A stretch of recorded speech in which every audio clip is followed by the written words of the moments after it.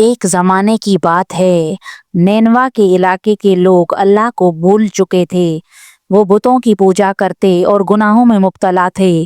اللہ تعالیٰ نے حضرت یونس علیہ السلام کو ان کی ہدایت کے لیے نبی منتخب فرمایا۔ حضرت یونس علیہ السلام ایک نیک اور پاکیزہ انسان تھے۔ وہ اللہ سے محبت کرتے تھے اور اس کا پیغام لوگوں تک پہنچانا چاہتے تھے۔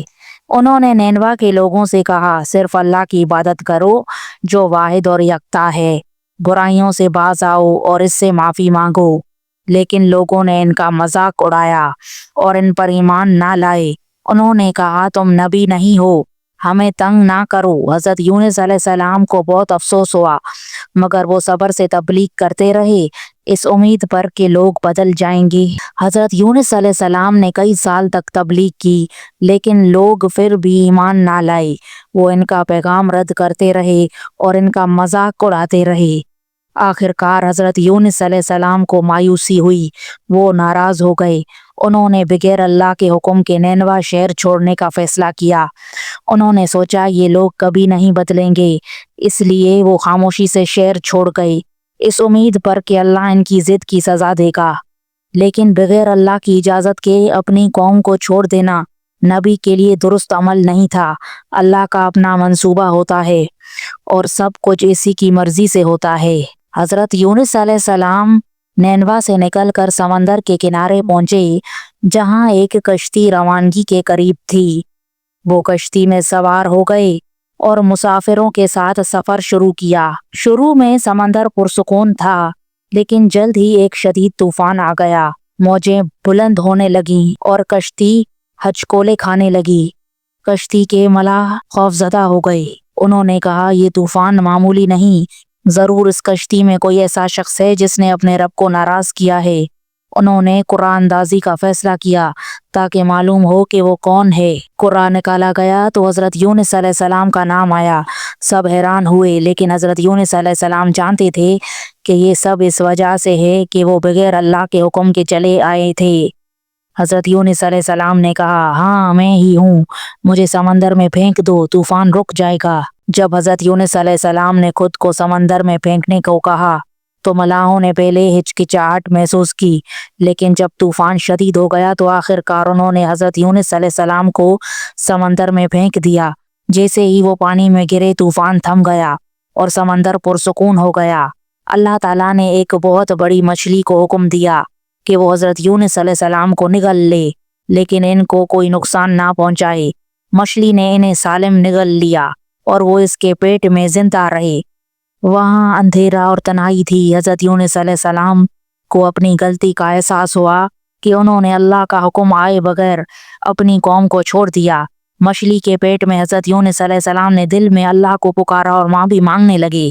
مچھلی کے پیٹ میں حضرت یونس علیہ السلام مکمل تاریکی میں تھے، سمندر کی تاریکی، مچھلی کے پیٹ کی تاریکی اور ان کے دل کی اداسی، مگر ان کا دل اللہ کی امید اور ایمان سے بھرپور تھا۔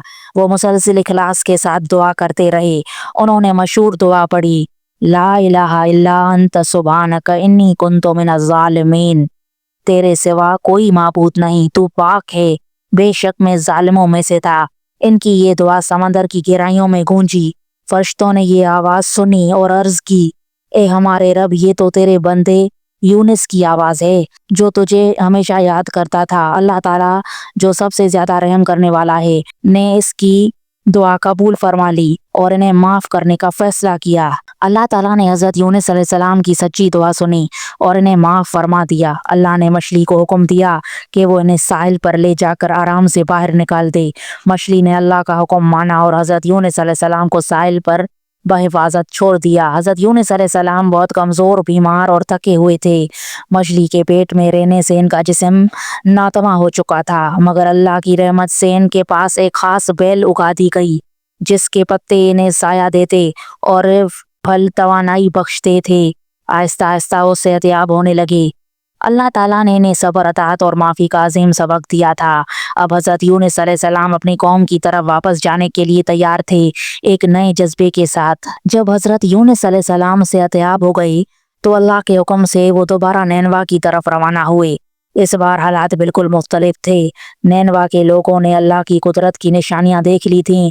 तूफान, हजरत यूनुस अलैहिस्सलाम का चले जाना और इनका अचानक गायब होना। अब इनके दिलों में अल्लाह के अजाब का खौफ पैदा हो गया था। वो सच्चे दिल से अपने गुनाहों पर पछताने लगे।